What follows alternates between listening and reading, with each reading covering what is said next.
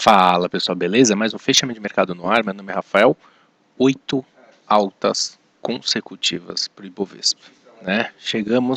Estamos aqui, né? Nessa região dos 109 mil pontos, que é uma região de resistência importante, né? O mercado ficou travado em fevereiro entre os 108 e 109 mil pontos, essa região aqui, né? E a partir desse ponto que o mercado acelerou a queda, né, em fevereiro, finalzinho de fevereiro, março, e atingimos 97 mil pontos. Então, aqui é um ponto de referência, de resistência importante. A questão é, temos algum sinal de reversão? Por enquanto não. Então o mercado, por enquanto, segue com sua tendência de alta principal. Sua tendência de alta principal não. Sua tendência de alta de curtíssimo prazo. Mas a pergunta também é, tem relação de risco-retorno interessante para buscar uma compra nesses níveis? Difícil, né? Difícil você encontrar algum papel com uma relação de risco-retorno interessante, a não ser papéis que recuaram forte, a parte de commodities metálicas, por exemplo, que tem um risco-retorno interessante. Nesses níveis, provavelmente alguns papéis estarão próximos da máxima, longe do último fundo, então o risco-retorno não fica tão interessante. Só fique ligado nisso. Né? Isso é muito importante quando você for abrir novas posições. O que chama muita atenção, primeiro, volume muito forte na compra, nesse movimento, e diferente do que a gente viu em abril, provavelmente a gente pode encontrar nessa faixa dos 106, 105 mil pontos, maior presença compradora e assim uma nova oportunidade de compra com uma boa relação de risco-retorno no pullback para as médias. Tá? Isso, essa correção esperada aqui é algo natural depois de um forte movimento de alta, saudável para esse movimento e que se isso realmente ocorrer e o mercado de fato confirmar o rompimento dessa região dos 109 mil pontos, espaço para voltar para essa região dos 112, 115 mil pontos. Aqui sim, aqui é uma referência de resistência importante, não só sendo a máxima do ano, né? Nós temos aqui também, né, um ponto decisivo, foi o ponto perdido lá em novembro do ano passado, que abriu caminho para todo esse movimento de queda. Então, mercado bem engatilhado para esse movimento. E o que movimentou o Ibovespa hoje? Primeiro, vamos começar aqui pelo lado positivo. A gente teve B3 subindo, anunciou conclusão de negócios, mas o destaque foi commodities metálicas. Vale subindo cerca de 1,5%, Uzi Minas subindo cerca de 2,5%, Gerdau subindo, perdeu um pouco de força agora, mas subindo 1%, por conta do que? Da questão do minério de ferro. Minério de ferro na parte da manhã subindo 5%, no pós-mercado, né, subindo mais um pouquinho, subindo, deixa eu pegar aqui direitinho, subindo 1,60. Então voltamos para a faixa dos 105 mil pontos. Por conta do quê? Lembra que eu falei para vocês que no domingo a gente ia ter a reunião de política monetária do Banco Central Chinês? Tivemos, né? A expectativa era para um corte de juros, né? Os juros está em 2,75. O corte não veio, mas o governo chinês estendeu a linha de crédito de 16 bi de dólar para 18 bi de dólar, né?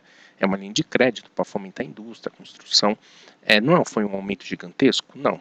2 bi de dólar não significa nada.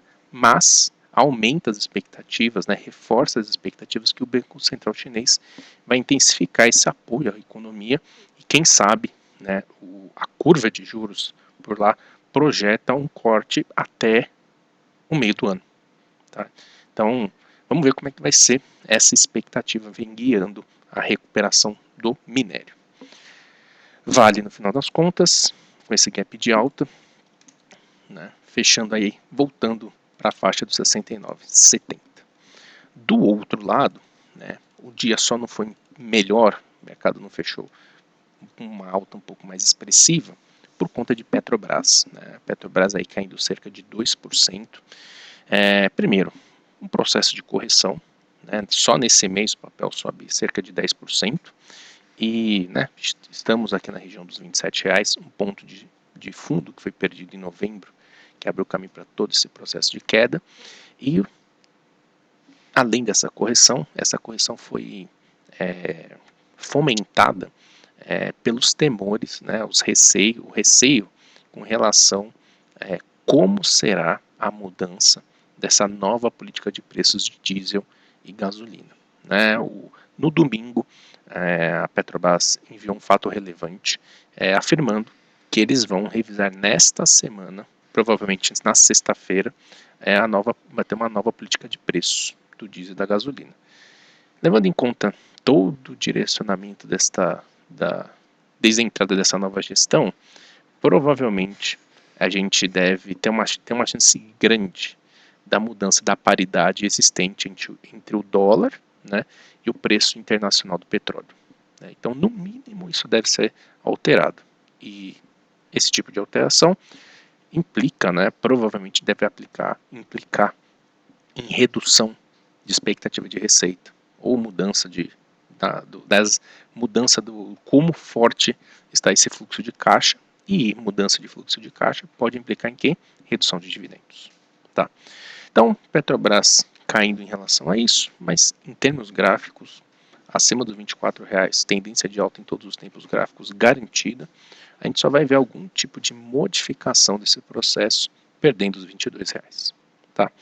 Além disso, né, favorecer o mercado, aí, setor Exetec subindo 5%, Arezzo subindo, né, setor aí,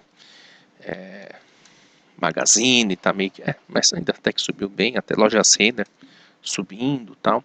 O que ajudou?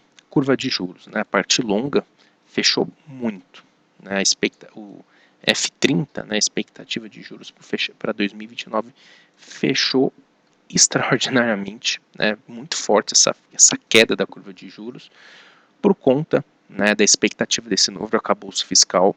E o relator do arcabouço, o Cláudio Cajado, né, que é do PP da Bahia, afirmou que no parecer que provavelmente vai ser publicado amanhã, esse parecer do novo arcabouço fiscal deve conter gatilhos, né, e algumas sanções caso o governo ele não cumpra as metas em relação ao resultado primário. O que é o resultado primário? Diferença entre as receitas e as despesas do governo, excluindo juros. Mas aí tem um detalhe importante, né, que se eventualmente cair nesse gatilho, cair nessa sanção, não significa que vai ser um crime de responsabilidade fiscal. Né? Então a gente vai ter gatilhos para controlar as despesas do governo, mas se eventualmente passar por isso, não necessariamente implica em crime de responsabilidade fiscal. Tá? Isso é um avanço, óbvio, é um avanço na redução do risco fiscal, né, levou esse fechamento da curva de juros e, por conta disso, ajudando as empresas do setor doméstico mais sensíveis aos juros, como varejo e construção.